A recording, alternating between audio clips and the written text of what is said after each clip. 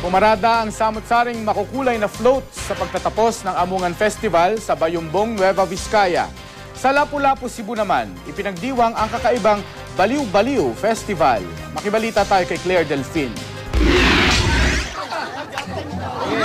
Mga lalaking nakabistida at palda. Ang mga hindi ordinaryong tagpong ito, normal lang daw para sa mga taga Olango Island sa Lapu-Lapu, Cebu tuwing ipinagdiriwang nila ang Baliw-Baliw Festival. Ayon sa mga residente, ginagawa nila ang mga kakaibang bagay na ito para mahimok ang publiko na laging maging masaya.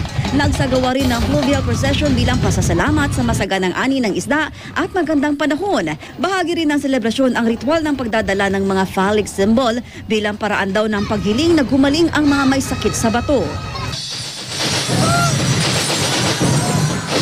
Ang pambihirang performance naman ng grupong ito sa Iloilo City Dinagyang Festival noong Enero, napansin maging ng mayor ng Guam.